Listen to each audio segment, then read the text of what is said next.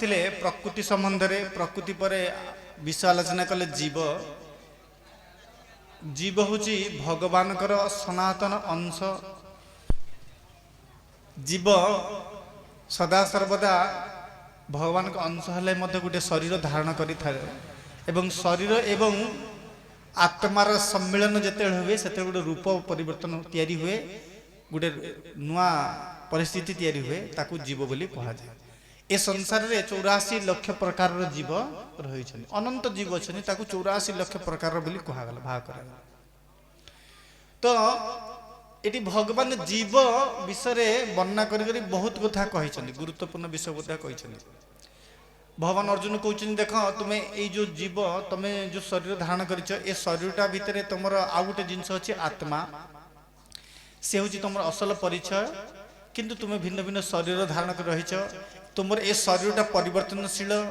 भाषांसी जिन्नानि यथा विहाय नवानि गृह्णाति नरो पराणि तथा शरीराणि विहाय जिन्नान अन्नानि संजाति नवानि देहि।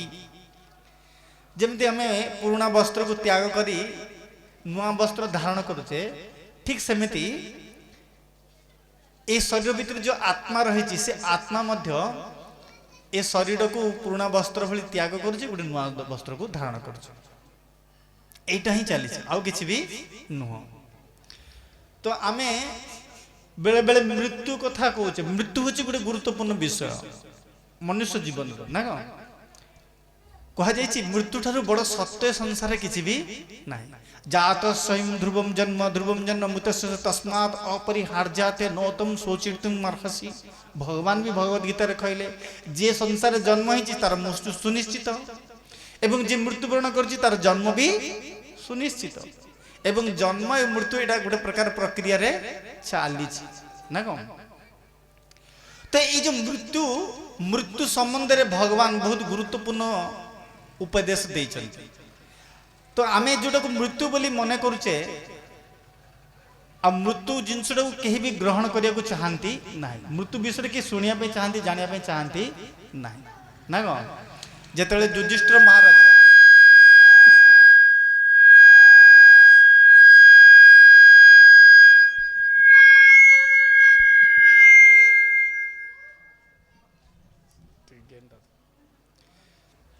हरे कृष्ण जिते महाराज युधिष्ठिर जिते पांच भाई को लेकिन वनवास यात्रा करते से समय वनवास समय रे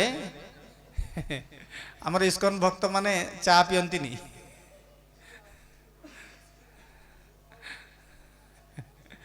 आमर ग्रुप चा के पियंती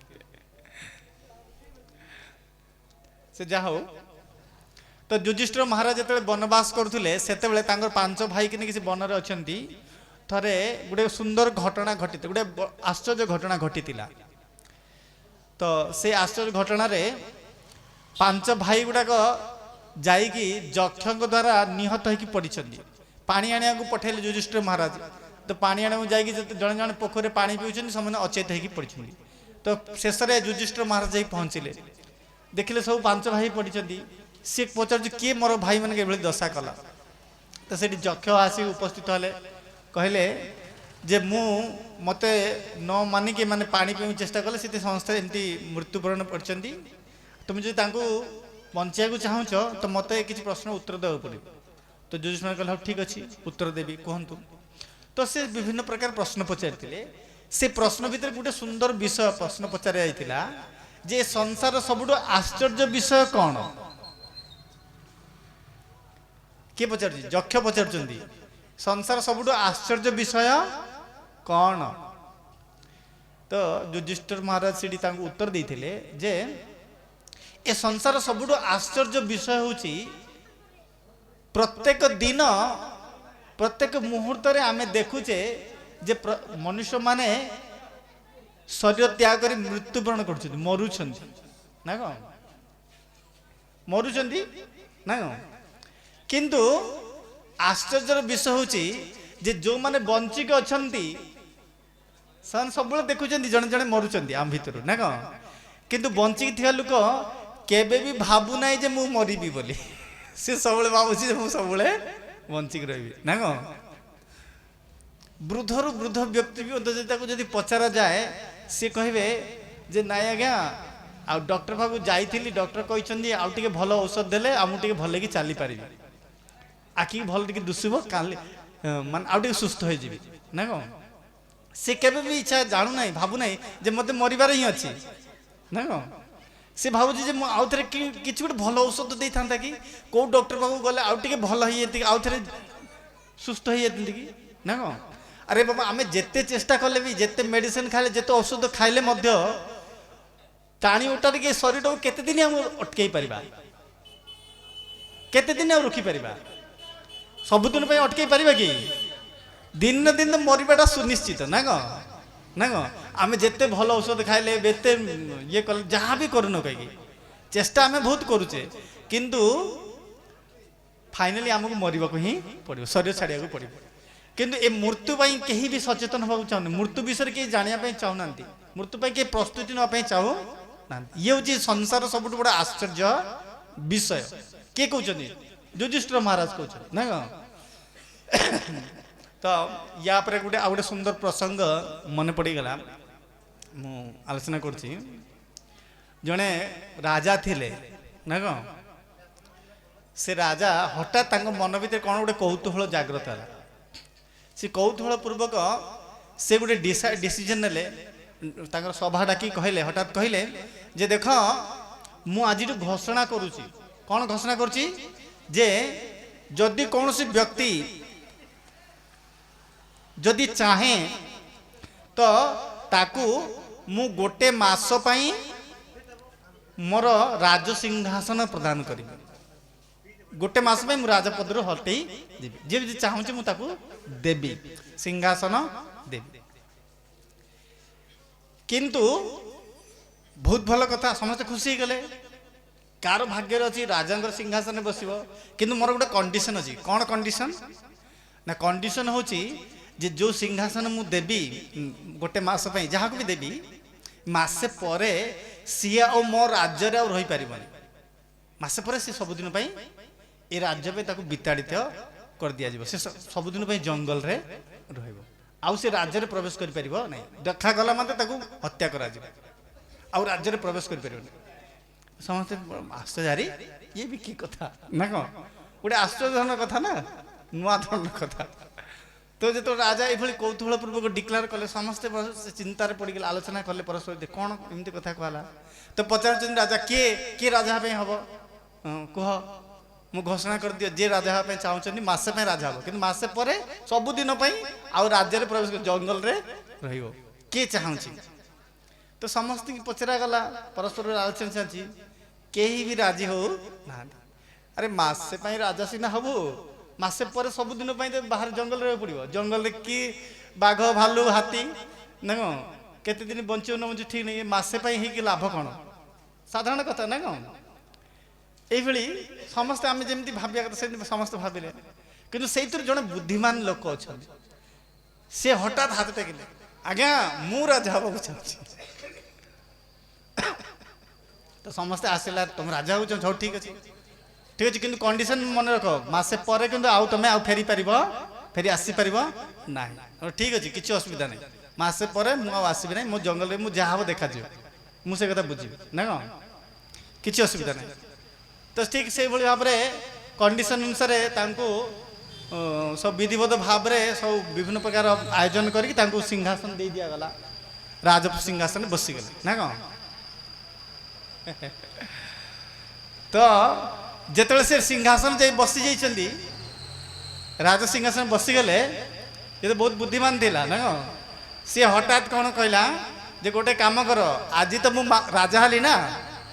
गोटे मास भितर ए राज्य रे जेते सब संपत्ति अच्छी जेते सब जहाँ अच्छी सब गुड़ा नहीं जंगल को ट्रांसफर कर सब जंगल को ट्रांसफर कर तुम्हें सब जंगल गोटे नुआ प्रासाद बना ना कौन मसे भितर जंगल टाक गोटे महल बन पूरा चारिआडे बाउंड्री फाउंड्री दी सिक्यूरीटी दी सब रेडी कर ना कौन सी पूरा तार लगी पड़ा मसे भितर सब रेडी करके सब तापरे आज्ञा मोर काम सरला एथर आप बसंतु राज्य खाली संपत्ति खाली ना कौन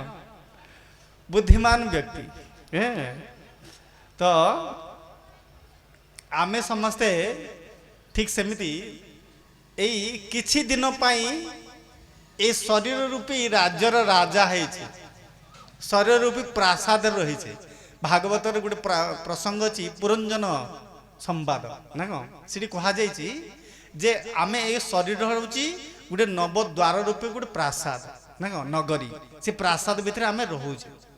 किंतु खूब कम दिन रोचे ना कौन तो जे मूर्ख अच्छी सी ए शरीर भर रहीकि आराम दिन कटेब ना कौन जब शरीर दिन कटेब तो मृत्यु है शरीर तोड़ी देवा पड़ो बाहर कर दिया ना कौन किंतु जे बुद्धिमान अच्छी से बुझीपर जे ए शरीर तो मुझे सबुदिन रही नहीं दिने दिने मत छाड़ा पड़ो तो मु छाड़ी जो जगह को जीवी शरीर छाड़ी जोड़ी जीवी सीठीर व्यवस्था कहीं न करी आज ना कौन आज कहीं न करी से कथा से भाव ना कौन तो शास्त्र से बुद्धिमान कहते जो मैंने ए शरीर लालसार न पड़ी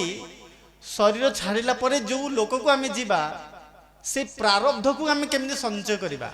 सुकृति को केमती संचय करवा तो परलोक को सुधारिया सुकृति संचय करने जे एबेठारु तत्पर ए जीवन ए शरीर ही तत्पर सी हूँ प्रकृत बुद्धिमान जो बुद्धिमान मूर्ख से मैंने ए शरीर को भोग करने चाहते आ दिने ए शरीर नष्ट हो छाड़ा पड़ो ना कौन तो ये सब कथा हूँ देह शरीर विषय जीवर विषय ना कौन तो ये आम मृत्यु जो कहते मृत्यु दी प्रकार हुए गोटे बयस सरला पर जो मृत्यु हुए सेते बेले आमर जो शरीर को त्याग करे सेते वास्तव में आमर असल मृत्यु हुए ना आमर पंच महाभूत शरीर को आम त्याग करूँ किंतु आमर शरीरटा 8टा तत्व तैयारी केतेटा 8टा तत्व माटी जल वायु अग्नि आकाश मन बुद्धि अहंकार ना कौन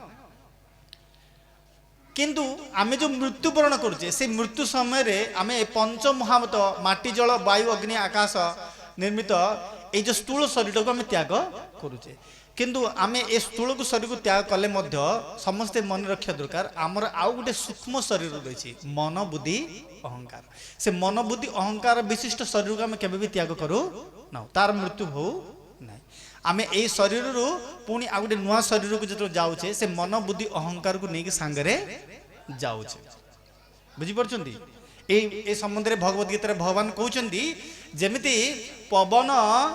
फूलर गंध को गोटे जगार आ गोटे जगह पहुँचे दिए ठीक सेमती प्रकृति कौन करे आमर ए मन बुद्धि अहंकार निर्मित गुण शरीर को गोटे जन्मरू गोटे शरीर आ गोटे शरीर को बोहे कि नहीं जाए अर्थात आम परवर्ती जन्म जो लाभ करचे से शरीर रे जो भली मन बुद्धि अहंकार आम पाइबा से गुड़ाक पूर्व जन्मर प्रभाव बुझीपार आज भी आम जो शरीर तैयारी भितर आम मन बुद्धि होची ये मन बुद्धि गुड़ाक पूर्ववर्ती शरीर प्रभाव में प्रभावित होची एक भगवत गीता भगवान बुझे बुझीपार तो ये हूँ जीव तत्व प्रकृति तत्व आम जीव तत्व दुईटा विषय आम आलोचना करें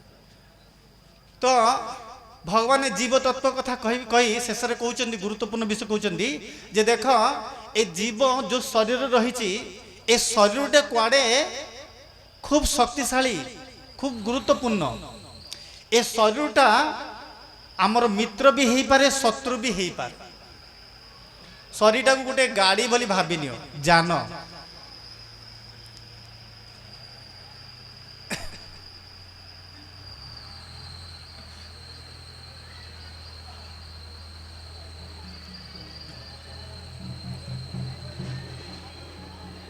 शरीर को गोटे जान बोली चिंता कर ए शरीर पर जान उपकारी हो पारे क्षतिकारी भी हो पारे लाभदायक भी हो पारे धरिनिय सपोज मु गोटे उदाहरण कहली जे आम पाखे गोटे भल गाड़ी अच्छे गोटे भल ड्राइवर अच्छे ना कौन तो मुझे बलांगीर जावाक चाहूँगी कि बरगढ़ जावाई चाहूँगी तो जदि भल ड्राइवर अच्छी से ड्राइवर बसिकी गाड़ी खूब सुंदर चलेकी बरगढ़ पहुँची जीव ना कौन आम आम लक्ष्य पाखे पहुँची जावा जदि धरन ड्राइवर ठीक ना चले भी जानी ना जदि गाड़ी में बसईदेवा बोले से बरगढ़ पहुँची पार कि अधा बाटे एक्सीडेंट कर ना कौन कौटी ना एडी से ठुकब कौटी रास्ता साइड रे कौटी क्या बाड़ेब गाड़ी भी भांग से भी तार भी क्षति हम ना कौन ठीक सेमती भगवान कहते मु तुमको ए मनुष्य शरीर भी सुंदर जान देछि बहुत सुंदर उपयोगी जान देछि याठो बेस्ट गाड़ी आ तुम किसी हो पारे ना तुम्हें जदि आपको ठीक चले जान ऑपरेट करी जान तो ये मनुष्य स्वरूपी जान साहाଯ୍य तुम्हें मो पाखु पहुँची पार परमात्मा वैकुंठ पंते तुम्हें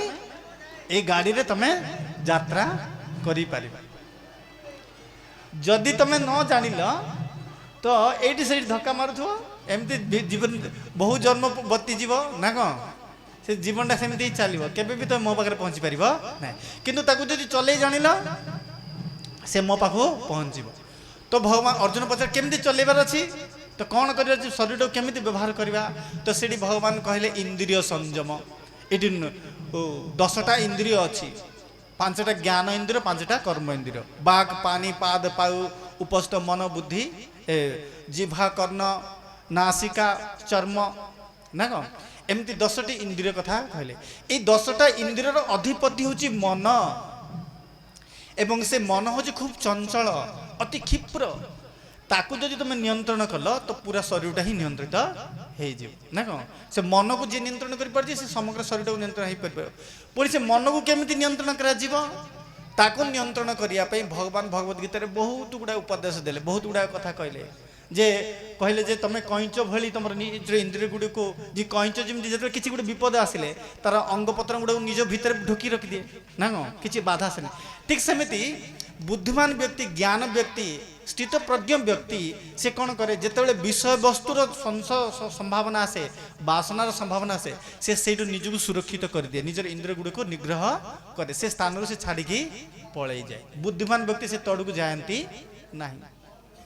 तो इंद्रिय संयम संबंध में भगवान भगवत गीता बहुत गुड़ा श्लोक कहले हाँ बहुत उपदेश देले इंद्रिय गुड़ केमती संयम करने दरकार हाँ या उपरे आमर सनातन गोस्वामी सॉरी रूप गोस्वामी गोस्वामी मान भर जड़े श्रेष्ठ वैष्णव आचार्य सी तांकर शिक्षाष्टकम सॉरी उपदेशामृत नामक ग्रंथ गोटे रचना करछन्ती से उपदेशामृत ग्रंथ रे गुरुत्वपूर्ण उपदेश देइछन्ती वाच वेगं मनसः क्रोधा वेगं जिह्वा वेगं उदर उपस्थ वेगं एतान वेगांज विसहत धीर सर्वामापि मं पृथ्वींस शिष्यात् तो से इंद्रिय को निग्रह केमती करा जीवो ता विषय से कहउछन्ती उपदेश अमृत रे देइछन्ती गोस्वामी कहउछन्ती जे प्रथमे हमर वाच वेग मुहर वेगटा को दमन करिया को पड़िबो माने आमे जो दिन राति प्रज्वल्प करछे ना जोडी एकाठी हेले दुनिया रा हाबी जाबी कथा होउछ एडी कौन है से कौन ता घरे कौन ये सब आलोचना हो ना कौन तो ये हूँ प्रथम समस्यार कारण मूल कारण ना कौन प्रथम बेग हूँ बाच बेग मुहटा को प्रथम संयम करिया को पड़ी ना कौन प्रथम ए मुखरे केवल भगवान कथा आलोचना करवा दरकार सत आलोचना करवा दरकार भगवान उपदेश आलोचना करवा दरकार ए जगतर महत विषय को आलोचना करवा दरकार महापुरुषंकर चरित्र आलोचना करवा दरकार वाच बेग मनसा क्रोधा बेग ये भाव में धीरे धीरे मनर बेग क्रोधर बेग दमन करा जिह्वार बेग पुणी कहते जिह्वार बेग कौन जे दिन राति आम जीभ को तृप्त करने अखाद्य को खाऊचे जीव को हत्या करुचे ना कौन तो से अखाद्य गुड़ी को त्याग करी भगवान प्रसाद भजन करिया पड़ो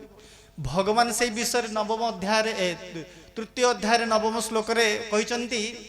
यज्ञशिष्टासीन सन्त मुच्यन्ते सर्वकिल विषय भुंजुते ते त्वघम पापा जे पच्यन्ति आत्मकारणा ए इंद्रिय को संयम करिया को नहीं कि भगवान बहुत गुरुत्वपूर्ण उपदेश देले कहले जे जो मनुष्य माने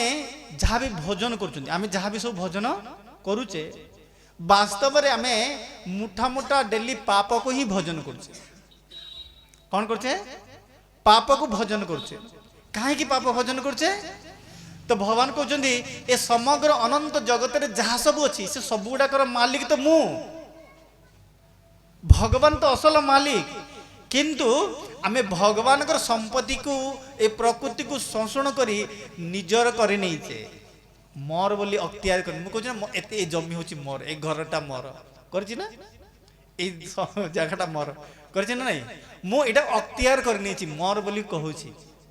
অক্তিয়ার করি সেটি যাহা বি হাসল ହେଲା সেটাକୁ নিজে ମୁଁ ନିଜର ଉପଯୋଗ କରୁଛି ବ୍ୟବହାର କରୁଛି ତେଣୁ କରି ସେମାନେ ହଉଛନ୍ତି ଚୋର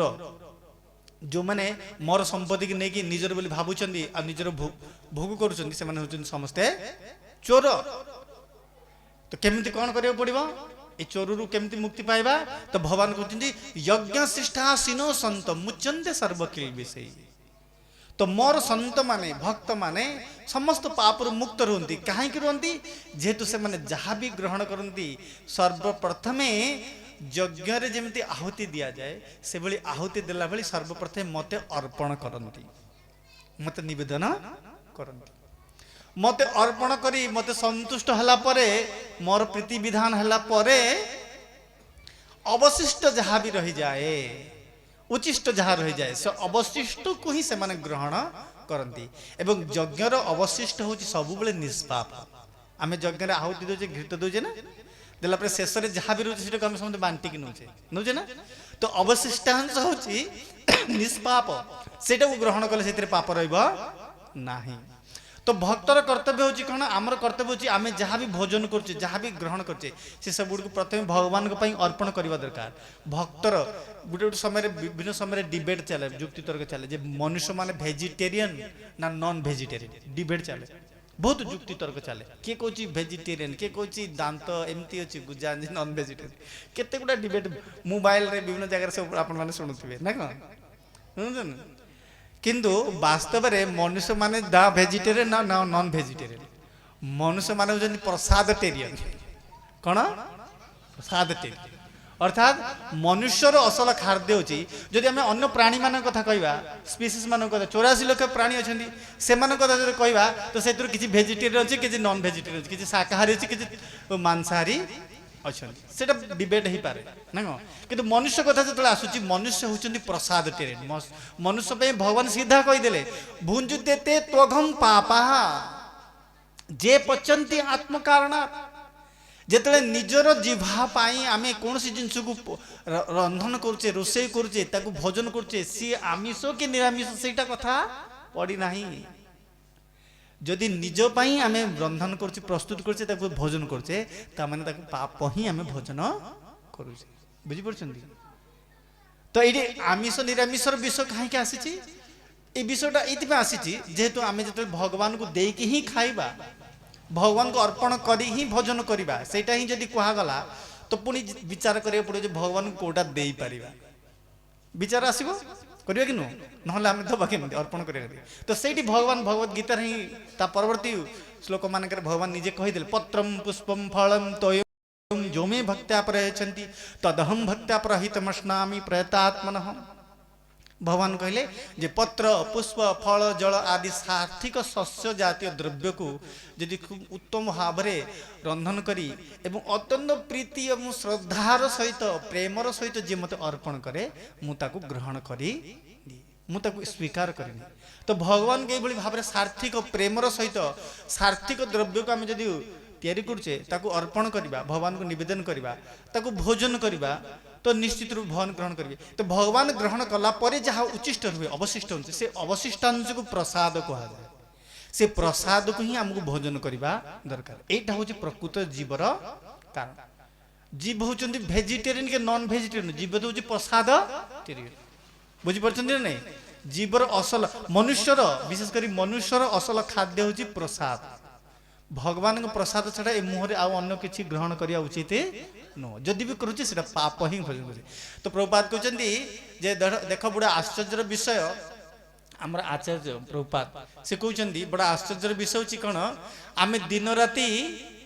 ପ୍ରତ୍ୟେକ ଦିନ ଥାଳି ପାଖରେ ବସିକି ଦିନରେ 3 ଟାଇମ୍ ପାପ ଭୋଜନ କରୁଛେ ମୁଠା ମୁଠା ଆଉ ଗୋଟେ ସୁଖର ଜୀବନ ଯିବା ପାଇଁ ଶାନ୍ତିର କୌଣସି ବିପଦ ନାହିଁ କିଛି ଅସୁବିଧା ବାଧା ନାହିଁ ସେ ଜୀବନ ଯିବା ପାଇଁ ଆମେ ସବୁବେଳେ ଯୋଜନା କରୁଛେ ପ୍ଲାନିଂ କରୁଛେ ଏକା ସାଙ୍ଗରେ କ'ଣ ସମ୍ଭବ ହେଇପାରିବ ଡେଲି ପାପ ଜମା କରିବା ଆଉ ମଜାର ଜୀବନ ହେଇପାରିବ କି ହେଇପାରିବନି ତ କୌଣସି ନା କୌଣସି ପାପଟାକୁ ତ ବନ୍ଦ କରିବାକୁ ପଡ଼ିବ ନା କ'ଣ ଯଦି କିଛି ଭଲ ଫଳ ଚାହୁଁଛେ ତ ପାପଟାକୁ ବନ୍ଦ କରିବା ଦରକାର ତ ତାର ଅର୍ଥ ହେଉଛି ଭଗବାନ ଷ୍ଟ୍ରିକ୍ଟଲି ସିଧାସଳଖ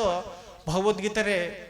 କହିଦେଲେ ଯେ ଭୁଞ୍ଜୁତେ ତେ ତୋଘଂ ପାପା ତ তুমি পাপକୁ ହିଁ ଭୋଜନ କରୁଛ। ଯଦି ନିଜେ ମତେ ନିବେଦନ ନ କରି ଯଦି ଭୋଜନ କରୁଛ ପାପକୁ ହିଁ ଭୋଜନ କରୁଛ। ତ ଏଇ କଥା ଆମର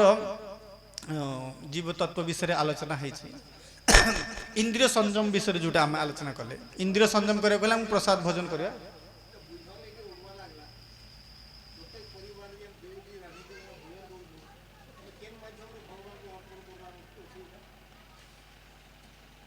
ଆମେ ଆଜ୍ଞା ଗୋଟେ ପ୍ରଶ୍ନ ପଚାରୁଛନ୍ତି,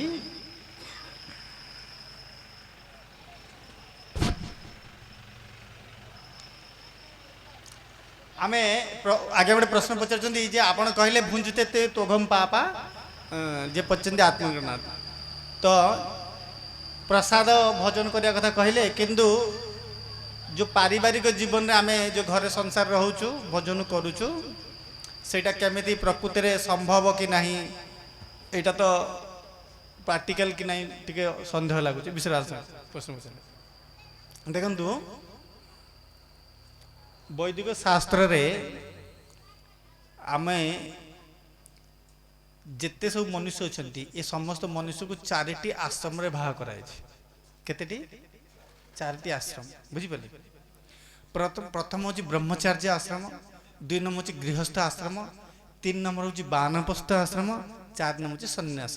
ଆଶ୍ରମ। 4ଟା ଆଶ୍ରମ କଥା ଶାସ୍ତ୍ରରେ କୁହାଯାଇଛି। ତ ଏଇ ଯେଉଁ 4ଟା ଆଶ୍ରମ, ଏ 4ଟା ଆଶ୍ରମର ତାତ୍ପର୍ଯ୍ୟ ହେଉଛି କ'ଣ? ମନୁଷ୍ୟ ତାର ଜୀବନ କାଳରେ ଭିନ୍ନ ଭିନ୍ନ ସ୍ଥିତି ଅନୁସାରେ ତାର ଭିନ୍ନ ଭିନ୍ନ ଜୀବନଶୈଳୀ ହେଇପାରେ। ତେଣୁକରି ସେ ବ୍ରହ୍ମଚାର୍ଯ୍ୟ ହଉ, ଗୃହସ୍ଥ ହଉ, ବାନପ୍ରସ୍ଥ ହଉ, ସନ୍ନ୍ୟାସ ହଉ, ଏ ସବୁ ଗୁଡ଼ାକ ଗୋଟେ ଗୋଟେ ହେଉଛି ଆଶ୍ରମ। ତାର ମାନେ ଆପଣମାନେ ଯେଉଁ ଗୃହ ଭିତରେ ରହିଛନ୍ତି, ସଂସାର ଭିତରେ ରହୁଛନ୍ତି, ଆପଣ ମନେ କରିବା ଉଚିତ ନୁହଁ ଯେ ଆଶ୍ରମରେ କେବଳ ସାଧୁମାନେ ରହୁଛନ୍ତି। କ'ଣ ବୁଝିପାରିଲେ କି ନାହିଁ? ସାଧୁମାନଙ୍କ କାମ ଆଶ୍ରମରେ ରହିବେ, ବାବାଜୀ ମାନେ ରହିବେ, ବ୍ରହ୍ମଚାରୀ ମାନେ ରହିବେ, ଆମେ ଘରର ରହୁଛୁ। ଶାସ୍ତ୍ର ତ ସେଇଟା କହୁନି। ଶାସ୍ତ୍ର କହୁଛି ଗୃହସ୍ଥ ବି ଗୋଟେ ଆଶ୍ରମ, ନା କ'ଣ? ତ ଆଶ୍ରମ ଯଦି ଗୃହସ୍ଥ ଯଦି ଆଶ୍ରମ ହୁଏ, ହେଲେ ଆଶ୍ରମ କେତେବେଳେ ହବ? ଯେତେବେଳେ ଗୃହର ମାଲିକ ଭଗବାନ ହେବେ, ନା କ'ଣ? ଆଶ୍ରମ ମାନେ ଅର୍ଥ କ'ଣ? ଯାହାର ମାଲିକ ଭଗବାନ ଆଉ ତାର ସେବାରେ ଯେଉଁମାନେ ଲାଗିଛନ୍ତି ସେମାନେ ହେଉଛନ୍ତି ଆଶ୍ରମବାସୀ। ଆଶ୍ରମ ଏଇଟା ହିଁ ତ ତାତ୍ପର୍ଯ୍ୟ, ନା କ'ଣ? ଯେମିତି ସାଧୁମାନେ ଆଶ୍ରମରେ ରହୁଛନ୍ତି, ଆଶ୍ରମରେ ଭଗବାନଙ୍କୁ ରଖିଛନ୍ତି, ଭଗବାନଙ୍କ ସେବା କରି ତାର ଚାକର ହେଇକି ସେବା କରିକି ଜୀବନ କଟଉଛନ୍ତି, ସେମିତି ଶାସ୍ତ୍ରର ମତ ଅନୁସାରେ ଏ ଗୃହ ଜୀବନଟା, ଗୃହସ୍ଥ ମଧ୍ୟ ଗୋଟେ ଆଶ୍ରମ। ଆଉ ପ୍ରତ୍ୟେକ ଗୃହରେ ଭଗବାନ ହିଁ ମାଲିକ ହେବା ଦରକାର। କେବେ ବି ବିଚାର କରନାହିଁ ଯେ ମୁଁ ମାଲିକ ଘରର, ଆପଣମାନେ ମାଲିକ ନା, ଆପଣମାନେ ସବୁ ଚାକର। ଏବଂ ପ୍ରତ୍ୟେକ ଗୃହରେ ମାଲିକ ରୂପରେ ଭଗବାନଙ୍କୁ ରଖିବା ଦରକାର। ଭଗବାନଙ୍କର ବିଭିନ୍ନ ରୂପକୁ ଆମେ ରଖିପାରିବା, ବୁଝିପାରିଲେ? ମନ୍ଦିରରେ ଆମେ ଭଗବାନଙ୍କୁ ବିଗ୍ରହ ରୂପରେ ଦର୍ଶନ କରୁଛେ, କିନ୍ତୁ ଆମେ ଘର ଭିତରେ ଠାକୁରଙ୍କୁ କଳସରେ ସ୍ଥାପନ କରିପାରୁଛେ, କିମ୍ବା ଭଗବାନଙ୍କୁ ଆମେ ଘଟରେ ଯୋଉଟା ସ୍ଥାପନ କରିପାରିବା, କିମ୍ବା ଗୋଟେ ଫଟୋ ପ୍ରତିବିମ୍ବ ମାଧ୍ୟମରେ ଆମେ ଭଗବାନଙ୍କୁ ପୂଜା ଉପାସନା କରିପାରିବା। ବିଭିନ୍ନ ମାଧ୍ୟମରେ ଭଗବାନଙ୍କୁ ଘର ଭିତରେ ଆମେ ସ୍ଥାପନ କରିବା ଦରକାର। ଯଦି ଘରର ମାଲିକ ଭଗବାନ ହେଲେ, ଘରେ ଯଦି ସ୍ଥାପନ କରିବେ ଭଗବାନ ରହିବେ। ଆପଣ ସମସ୍ତଙ୍କ ଘରେ ସମସ୍ତଙ୍କର ଠାକୁର ଘର ଥିବ, ଅଛି ନା ନାହିଁ? ପ୍ରାୟ ସମସ୍ତଙ୍କ ଘରେ ଅଛି। ଯେ ଠାକୁର ଘର ଅଛନ୍ତି, ଠାକୁର ଅଛନ୍ତି, ମାଲିକ ଅଛନ୍ତି, ତ ଠାକୁର ଥାଉ ଥାଉ ଆମେ ଯାହା ବି ରୋଷେଇ କରୁଛେ ତାକୁ ନ ଦେଇକି ଆମେ ନିଜେ ଯେଉଁ ଖାଉଛେ, ସେଟା କ'ଣ ଠିକ କଥା? ଠିକ କଥା କି? ଠିକ କଥା ନୁହଁ, ନା କ'ଣ? ତା ମାନେ ଆମେ ଯୋଉଟାକୁ ପ୍ରାକ୍ଟିସରେ ନେଇଯାଇଛେ, ଆମର ଯେଉଁ ବ୍ୟବହାରିକ ଜୀବନରେ ଯୋଉଟାକୁ ଚଲେଇ ଚାଲିଛେ, ଏଇଟା ପ୍ରାକ୍ଟିସ ପ୍ରକୃତ ସିଷ୍ଟମ ନୁହଁ। ପ୍ରକୃତ ସିଷ୍ଟମ ହେଉଛି କ'ଣ? ଯେ ଆମର ଗୃହରେ ଭଗବାନଙ୍କୁ ମାଲିକ କରିବା ଦରକାର। ଯାହା ବି ଆମେ ପ୍ରସ୍ତୁତ କରୁଛେ, ରନ୍ଧନ କରୁଛେ, ସେଟାକୁ ଅତ୍ୟନ୍ତ ଶୁଦ୍ଧ ଭାବରେ, ସାର୍ଥକ ଭାବରେ ତିଆରି କରିକି ଭଗବାନଙ୍କୁ ସେଥିରୁ, ଯେମିତି ଘରେ ଆମର ଜଣେ ମୁରବୀ ଅଛନ୍ତି, ବଡ଼ ଲୋକ ଅଛନ୍ତି, ଫାଦର ଅଛନ୍ତି, ବୁଢ଼ା ବାପା ଅଛନ୍ତି, ତ ଯାହା ବି ରୋଷେଇ ହୁଏ ତ ଆମେ ତାଙ୍କୁ ପ୍ରଥମେ ଦେଉଛେ। ବୁଢ଼ା ବାପା, ବାପାଙ୍କ ପାଇଁ ଏଇଟା ପ୍ରଥମ ଭାଗ ବାହାର କରୁଛେ ନା ନାଇଁ? ଠିକ ସେମିତି ଘରେ ଯେତେବେଳେ ଠାକୁର ରହିବେ, ତ ନିୟମ କହୁଛି, ଆଦର୍ଶ କହୁଛି ଯେ ଆମେ ଭଗବାନଙ୍କୁ ଘରେ ରଖିବା ଦରକାର, ଏବଂ ଯାହା ବି ପ୍ରସ୍ତୁତ କଲେ ତାକୁ ଶୁଦ୍ଧ ଭାବରେ ତିଆରି କରିକି ପ୍ରଥମେ ଗୋଟେ ଅଂଶ ଭଗବାନଙ୍କ ପାଇଁ ବାହାର କରିବା ଦରକାର। ଭଗବାନଙ୍କୁ ବାହାର କରି ସେଥିରେ କିଛି କଷ୍ଟ ନୁହଁ, କିଛି ଜଟିଳତା ନୁହଁ, ଭଗବାନଙ୍କୁ ଅର୍ପଣ କରିବା ଖୁବ୍ ବଡ଼ କଥା ନୁହଁ। ବେଶୀ ବୁଦ୍ଧି, ବେଶୀ ଜ୍ଞାନ, ବେଶୀ ମନ୍ତ୍ର ଦରକାର ନାହିଁ। ସାଧାରଣ ମନ୍ତ୍ର ଭାବରେ, ସରଳ ଭାବରେ, ଶୁଦ୍ଧତା ଶୌଚତା ରଖି ସେଥିରେ ଗୋଟେ ତୁଳସୀ ପତ୍ର ଯଦି ଆମେ ଦେବା, ଗୋଟେ ପାଣି ଜଳ ଟିକେ ଦେଇକି ତାକୁ थाली नहीं भगवान को पाखे रखी भगवान को खाली आमर निजर साधा देशी भाषा रे जदि भगवान को प्रार्थना भी जनइले हाथ जोड़ी हे प्रभु आज आपण को कृपा मु एटा तैयारी करि पारिछि प्रस्तुत करि पारिछि आपण दया करि एटाकू ग्रहण करंतु आपण ग्रहण कले तार प्रसाद रूप रे मु सेडा को मोर व्यवहार लगेबी मोर परिवार को मु वितरण करिवि बस एती कथा खूब सरल किछि बड़ कथा नुह निवेदन करी भगवान को प्रार्थना कले किछि समय तापर पुणी से प्रसाद आनी निजर जो रोषे कर से मिसेले समस्ते बांटिकी निजर परिवार सपरिवार भोजन कले सरल कथा बुझिपारछन्ती एटा ही विधि आमे सेटा करूने किंतु सेटा वर्तमान शुणिले बहुत ओडुआ लागुची आगे जिंद कहले एटा बहुत ओडुआ लागुची प्रसाद खाଇବା कथा कहले ओडुआ लागुची ना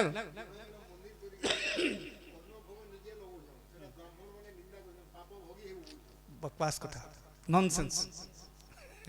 से ब्राह्मण कथा कहतुनी शास्त्र कथा कहूँ ब्राह्मण कौन कहूँ मुझे जानी जोड़ा शास्त्र कहूँ सीटा कहूँ बुझल समाज रे माने ब्राह्मण माने बहुत किसी नियम नीति चल देख आज ब्राह्मण मान समाज लगे आम समाज भांगी जाऊँ समाज रे बहुत प्रकार भेद तैयारी होची बुझिपारे से सुविधा अनुसार बहुत कथा ये ब्राह्मण लोग अच्छा खराब भावती जोड़ा सत मुझे कहूँ बुझिपारछन तो से सब कथा अलगा किंतु आम जब सार कथा जीवा शास्त्र को जब पुंखानुभावे आम देखा शास्त्र रे क्या उच्च नीच बोली कह जाए भगवान भगवत गीता सीधा कहले चातुर्वर्ण्यं मया सृष्टं गुण कर्म ही भाग तस्य कर्तारमापिमं विद्य कर्तारमव्ययम् ना कौन